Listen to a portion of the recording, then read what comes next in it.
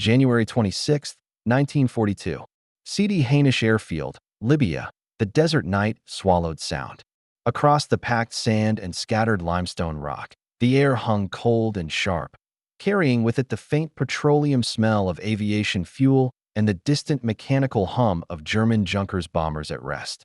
Beneath a moonless sky, 18 Luftwaffe aircraft sat in neat rows, their wings casting geometric shadows across the airfield perimeter. Ground crew slept in canvas tents 300 meters south. Sentries paced established routes, their boots scuffing against stone, their rifles slung with the casual confidence of men who believed the nearest enemy forces were dug in 40 miles away along the coastal road.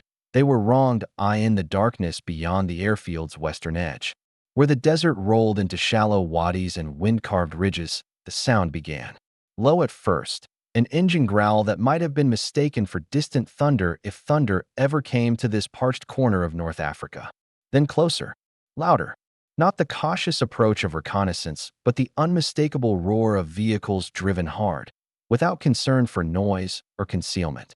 The sentries turned toward the sound, uncertain, their hands moving instinctively toward weapons while their minds struggled to comprehend what their ears reported. An attack from motor vehicles? Here, in the middle of a fortified Axis-controlled zone, the first jeep burst through the perimeter at 60 kilometers per hour. Then another, and another. Machine guns mounted on their frames. Desert-worn British soldiers gripping the weapons with both hands, and behind the wheels, men who had driven through 200 miles of trackless Sahara to reach this precise location at this precise moment. They came not as ghosts or saboteurs creeping through wire, but as a motorized assault force driving straight into the heart of German air power with an audacity that would rewrite the rules of desert warfare. The Luftwaffe sentries fired. Muzzle flashes lit the darkness. Bullets sparked off steel and whistled through the cold air. But the jeeps kept coming, engines screaming, mounted guns returning fire in sharp, controlled bursts. Within seconds, the raiders reached the parked aircraft. Men leaped from moving vehicles, their hands filled not with rifles, but with small fabric pouches that clinked with a sound like coins in a pocket. They ran between the bombers, moving with practiced efficiency, placing these pouches against fuel tanks, beneath engines, inside wheel wells. Bombs. Compact, timed, deadly.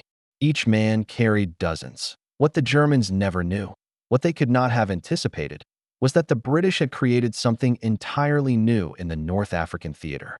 Not a commando unit in the traditional sense, not raiders who slipped in under darkness and melted away, but a mechanized strike force that combined the mobility of armored cavalry with the destructive precision of sabotage specialists. They called themselves the Special Air Service, a deliberately misleading name designed to make German intelligence believe they were a parachute unit. In truth, they were something far more dangerous, soldiers who had learned to use the desert itself as both weapon and ally, who moved through terrain others considered impassable, who struck targets others believed unreachable. The Germans had never known warfare like this because warfare like this had never existed. The desert had always been barrier, not battlefield. For centuries, military planners viewed the Sahara as natural fortification, a vast empty space that separated armies more effectively than any mountain range or ocean. Napoleon himself had recognized this truth during his Egyptian campaign, learning the hard way that deserts consumed supplies, eroded morale, and turned confident soldiers into desperate survivors. When the Second World War came to North Africa, both sides initially accepted these ancient limitations. Armies moved along the coastal road, that narrow strip of civilization hugging the Mediterranean shore. Airfields, supply depots, and headquarters were positioned inland, certainly, but always within range of established supply lines, always protected by the assumption that the surrounding desert formed an impenetrable defensive zone. The British Eighth Army learned otherwise in the summer of 1941, as Rommel's Afrika Korps pushed eastward toward Egypt. Every advantage seemed to rest with the Germans. Their aircraft dominated the skies, their panzer divisions outmaneuvered British armor, and most critically, their supply lines ran shorter and more secure. British bombers attempting to strike Axis airfields faced fighter screens and concentrated anti-aircraft fire. Commando raids launched from the coast achieved occasional successes, but at devastating cost. Of 12 operations mounted in late 1940 and early 1941, only 3 succeeded in reaching their targets, and casualty rates exceeded 70% among the assault forces. Lieutenant David Sterling watched this calculus of failure from a hospital bed in Alexandria. A 26-year-old Scots Guards officer, Sterling had injured himself during a botched parachute training exercise, leaving him with weeks of forced inactivity and nothing to occupy his mind except the fundamental problems of desert warfare. He was not a career soldier. Before the war, he had been a painter and mountaineer, a man comfortable with isolation and self-reliance, someone who thought in terms of unconventional solutions. As he lay recovering, he studied maps and read after-action reports, and slowly a different approach crystallized in his imagination. What if the desert wasn't a barrier? What if it was a highway? The idea seemed absurd on its surface. The Sahara's interior regions, the Sand Sea, the Kalancho, the endless Hamada plains of broken rock, had defeated every military force that attempted to cross them in strength. But Sterling wasn't thinking about crossing in strength. He was thinking about small groups, lightly equipped, moving fast. Not armies, but hunting parties. Not invasions, but raids. If a small unit could navigate deep desert terrain, if it could carry enough water and fuel to survive extended operations, if it could strike and withdraw before enemy forces could respond, then every Axis airfield within 300 miles of the front became vulnerable. Every supply dump, every headquarters, every concentration of forces that the Germans considered safe. The British High Command initially dismissed his proposal. Generals didn't wage war with handfuls of men and automobiles. Battles were won through artillery bombardments, infantry assaults, armored breakthroughs, methodical applications of superior force. But Sterling had an advantage those generals lacked: desperation. By mid-1941, the British were losing North Africa. Conventional approaches had failed, and Sterling was stubborn enough, persuasive enough, and connected enough. His mother moved in British high society, which opened doors that remained closed to other junior officers, to eventually secure an audience with General Claude Onlec, commander of British forces in the Middle East. Sterling made his pitch direct and unadorned. Give him 60 men, a handful of vehicles, and permission to operate independently behind enemy lines. He would attack Axis airfields, destroying aircraft on the ground where they were most vulnerable. He would strike at night, using darkness and surprise instead of numerical superiority. He would prove that asymmetric warfare could achieve what conventional forces could not. Onlec, facing pressure from London and aware that orthodox strategies had produced nothing but retreat, agreed.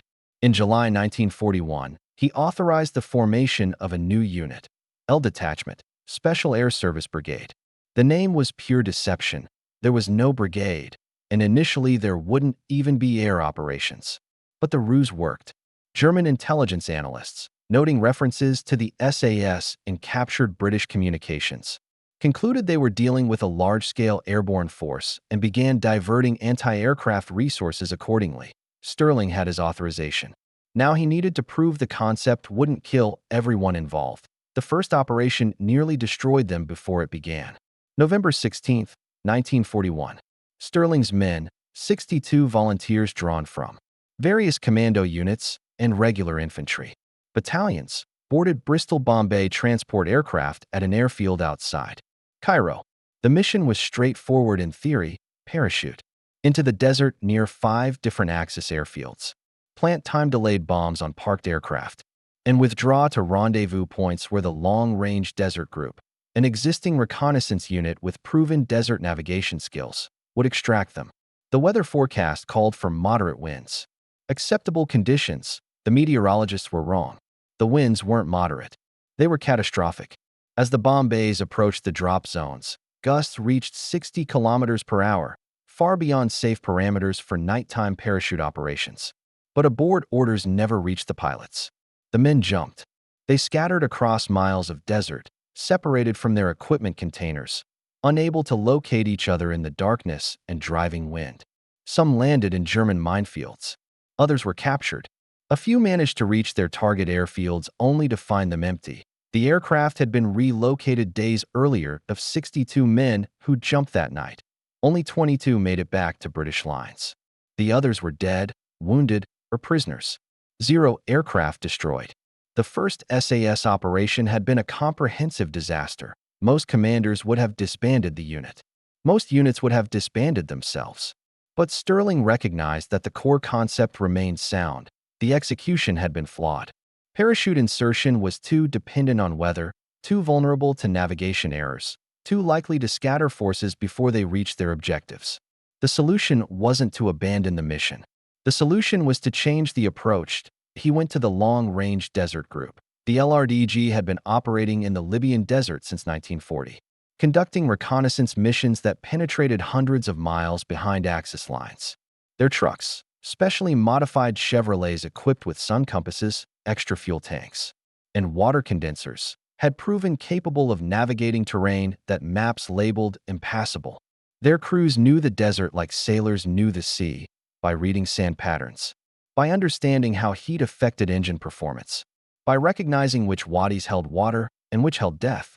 They had survived where others had perished, not through luck, but through systematic mastery of an environment that punished mistakes with absolute finality. Sterling proposed a partnership. The LRDG would handle transportation and navigation, delivering SAS raiders to their targets and extracting them afterward. The SAS would focus exclusively on sabotage and combat operations. Neither unit would dilute its expertise trying to master the other's specialty. It was division of labor applied to warfare, and it worked out on December 14, 1941.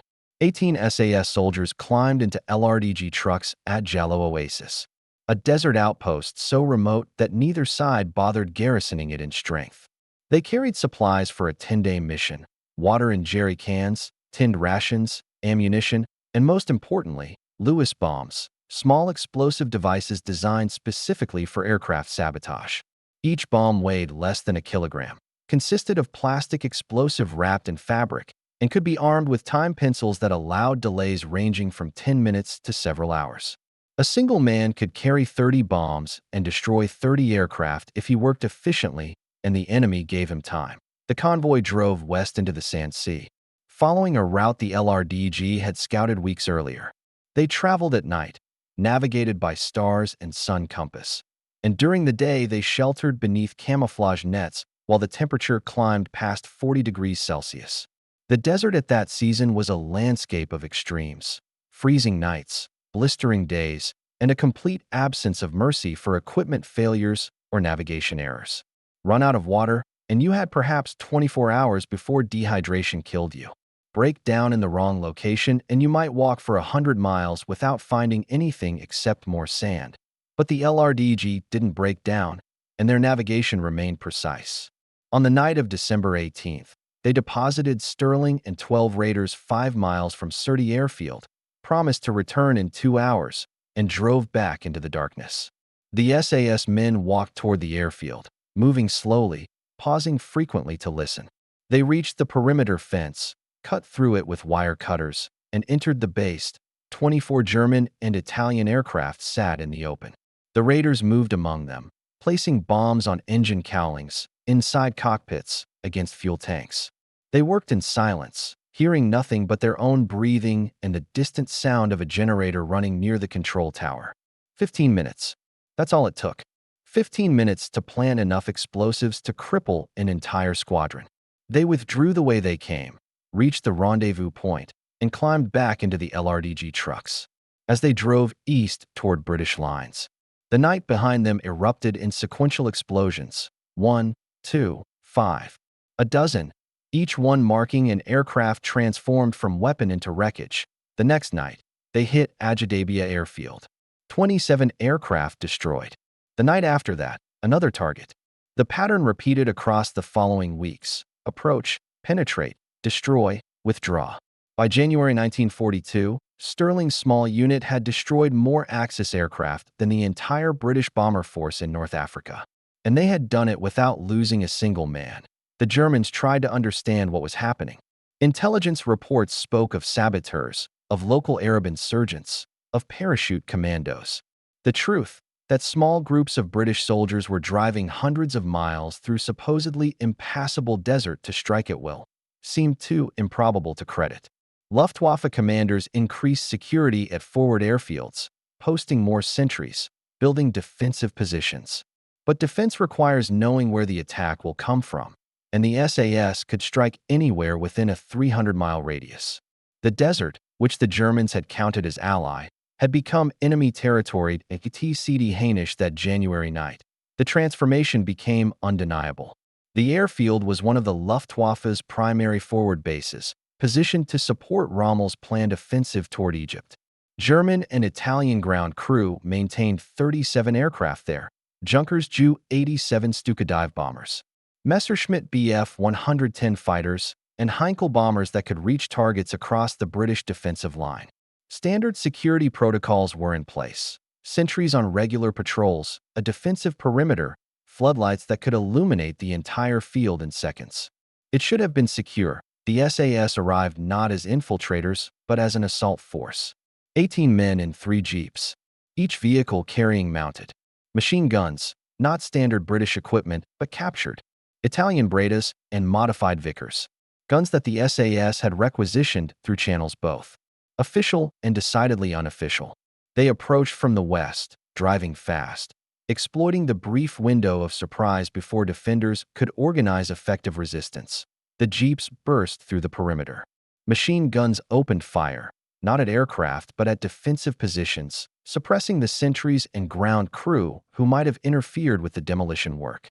The vehicles split up, each taking a different section of the airfield.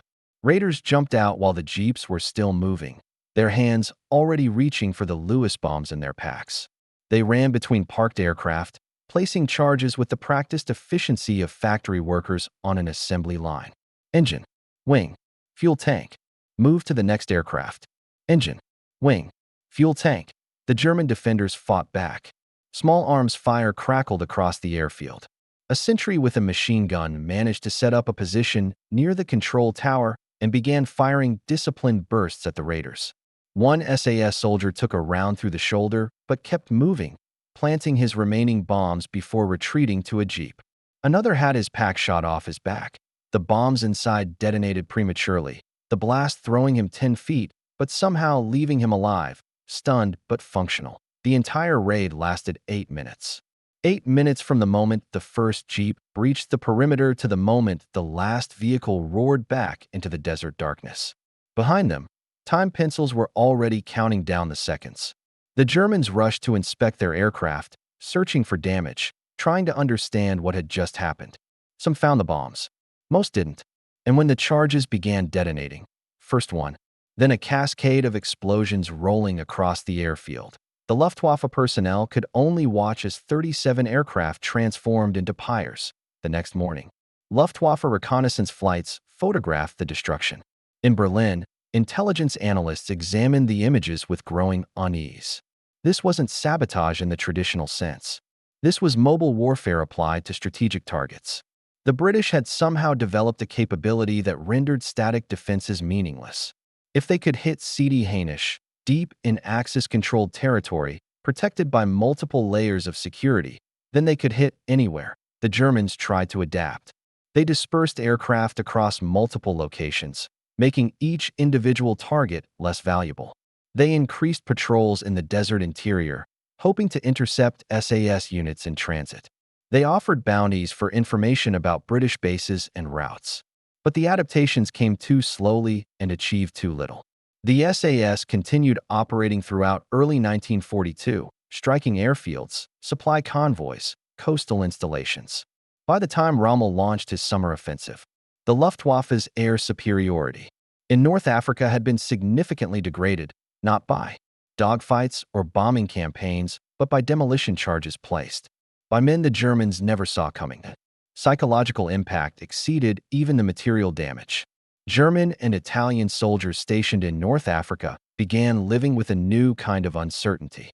The front line was no longer a definable geographic feature, but a fluid concept that could appear anywhere, at any time. A supply officer directing trucks toward a depot suddenly had to consider whether raiders might be watching from the desert ridges. An airfield commander sleeping in his quarters couldn't be certain that tomorrow his aircraft would still exist. The SAS created what modern military theorists would call asymmetric pressure, small force generating effects disproportionate to its size by attacking vulnerabilities the enemy couldn't efficiently defend. Sterling understood this psychological dimension intuitively. He recognized that each successful raid accomplished more than destroying aircraft or supplies. It forced the enemy to divert resources to rear area security. It disrupted planning cycles as commanders built contingencies around potential sabotage. It eroded the confidence that soldiers need to function effectively in combat. The confidence that comes from believing your supply lines are secure, your air bases are protected, your headquarters is safe. The SAS raids didn't just remove German assets. They introduced doubt. The Luftwaffe never recovered its North African air superiority. The combination of conventional bombing campaigns, fighter sweeps, and SAS ground raids created unsustainable attrition. By the time Axis forces surrendered in Tunisia in May 1943, the Germans had lost thousands of aircraft, many in aerial combat. Certainly, but a significant percentage to demolition charges, planted in the night by soldiers who approached in jeeps and withdrew into desert darkness. The epilogue to the SAS raids was written not in North Africa, but in the tactical manuals and operational doctrines that followed. What Sterling and his men had proven was that modern warfare had fundamentally changed. The industrial age had created unprecedented material abundance, and that abundance made possible new forms of military organization. Small, mobile, independently operating units could now achieve strategic effects that previously required divisions or corps. The key was access to reliable equipment, sustainable supply chains, and the institutional willingness to let unconventional forces operate without conventional oversight. The Germans learned this lesson too late to apply it effectively. By the time they fully understood what the SAS represented, not just a tactical innovation but a systematic exploitation of material superiority, they were already losing the industrial war that undergirded all military operations. You couldn't create equivalent special forces without equivalent industrial capacity. You couldn't sustain long-range raids without reliable vehicles, abundant fuel, and supply systems that could deliver resources across vast distances.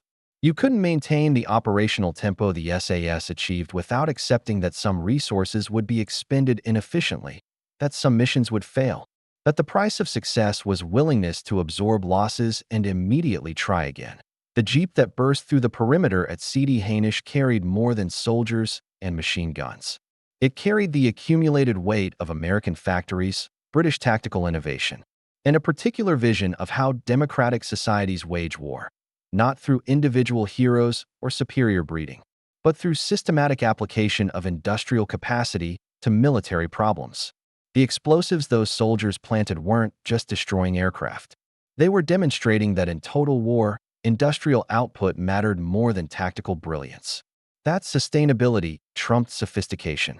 That having good enough equipment deployed by well-trained average soldiers could overwhelm smaller forces equipped with theoretically superior individual weapons, the German sentries at Sidi Hainish never knew this as they watched their aircraft burn. They understood only that the British had struck again, that somehow the enemy had penetrated defenses that should have been sufficient, that tomorrow they would need to rebuild what had been destroyed tonight, and hoped that next time the security measures would work.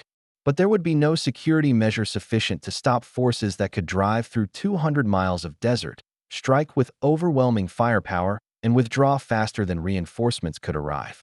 There would be no tactical adjustment adequate to counter an enemy who could replace every vehicle lost, resupply every expenditure, and field new raiders for every one captured or killed. The desert night that swallowed the sound of those jeep engines also swallowed an older conception of warfare, one where battles were fought along defined fronts between organized formations, where rear areas remained secure, where distance provided defense.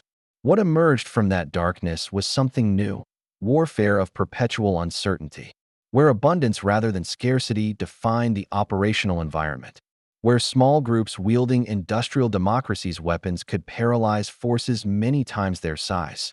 The Germans never knew, that January night at Sidi Hainish, that they were witnessing not just a raid but a revolution. They never knew that the simple jeep roaring through their airfield represented a fundamental shift in how wars would be fought for the next 80 years. They never knew that they were facing not superior soldiers, though the SAS were superb, but a superior system, one that transformed material advantage into tactical freedom, that converted industrial capacity into operational range, that proved democracies at war could innovate faster, supply better, and sustain longer than authoritarian systems built for short, decisive campaigns. All they knew was that the British had come again, driving straight through defenses, destroying irreplaceable aircraft, vanishing into the desert before effective response became possible. And tomorrow, at another airfield somewhere else across North Africa's vast expanse, the Germans would learn the same lesson again and again, until the lesson stopped because the war itself had moved on, leaving behind only the burning wrecks and the unmistakable conclusion that in modern warfare, audacity combined with abundance was a combination that static defense could never overcome. The desert preserved no record of that night except in after-action reports and official histories. The sand absorbed the blood and buried the wreckage. But the principle established there, that small, mobile, well-supplied forces could achieve strategic effects through sustained irregular operations, became doctrine. It spread through military organizations worldwide, spawning special forces units across dozens of nations, all tracing their intellectual lineage back to 18 men in jeeps who proved that the impossible was simply the not yet attempted. And somewhere in that lineage, in every special operations unit that moves fast, strikes hard, and relies on material superiority to sustain what courage initiates, the spirit of those SAS raiders endures, not as mythology or legend, but as practical truth, that freedom armed with abundance can go places tyranny never anticipates, can achieve effects autocracy never imagines possible, and can win wars that conventional wisdom declares unwinnable. The Jeep was just a vehicle. The explosives were just weapons.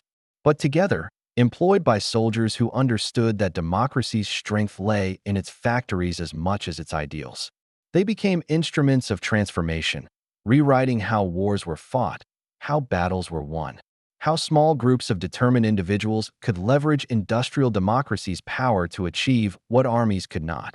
The Germans never knew that night at CD Hainisch. But they learned. Eventually, inevitably, when it was already too late to matter.